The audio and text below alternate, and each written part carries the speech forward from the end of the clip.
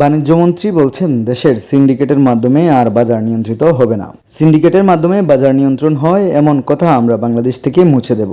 আজ শনিবার সকালে নগরের টিলাগড় জেলা প্রশাসন ও কৃষি সম্প্রসারণ অধিদপ্তরের উদ্যোগে দেশের প্রথম সরাসরি কৃষকদের বিক্রয় কেন্দ্র কৃষকের হাট উদ্বোধনকালে এমন মন্তব্য করেন তিনি।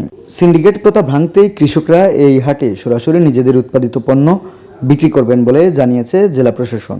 হাটের উদ্বোধনকালে মন্ত্রী আরও বলেন, আমদানি নির্ভর পণ্য স্থিতিশীল রাখতে দেশের পুরো সাপ্লাই চেইন আই মডেলে অন্তর্ভুক্ত করা হবে। এতে বাজার নজরদারি সহজ হবে এবং বাজারে পরিস্থিতি স্থিতিশীল থাকবে। দেশে টিসিবির কার্যক্রমের পরিধি বাড়ানো হবে বলে জানিয়েছেন বাণিজ্যমন্ত্রী। সরকার প্রতি বছর টিসিবির কাজের জন্য 32 থেকে 3300 কোটি টাকা ভর্তুকি দেয়। এটা কমানো হবে, তবে টিসিবির কার্যক্রম বাড়ানো হবে। সারা দেশে কৃষক যাতে তার নিজের উৎপাদিত পণ্য সপ্তাহে একদিন হলেও সরাসরি ক্রেতাদের কাছে বিক্রি করতে পারেন, সেই বিষয়ে প্রত্যেক জেলায় জেলা প্রশাসকরা ব্যবস্থা নেবেন। তাদের মধ্যে একটা উৎসাহ উদ্দীপনা আমি লক্ষ্য করেছি, আমরা লক্ষ্য করেছি, এবং ক্রেতা যারা আছেন তারাও কিন্তু অনেক স্বাচ্ছন্দ্য বোধ করছেন। এবং বিশেষ করে আমাদের মাননীয় মন্ত্রী, উনি 1 কেজি দাম জিজ্ঞেস করেছেন 1000 টাকা মধু, এবং 500 টাকা দিয়ে উনি নিজেই হাফ কেজি মধু কিনেছেন। ওনার কাছেও মনে হয়েছে এটি ন্যায্য মূল্য এবং খাঁটি মধু।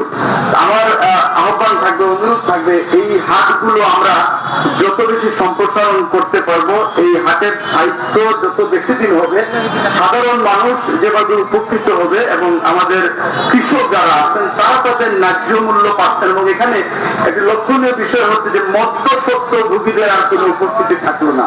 কৃষক তার ন্যায্য মূল্য আমরা বিভিন্ন সময় শুনি এখানে সেখানে চাঁদা দিতে হয়, হয়রানির শিকার হতে হয়।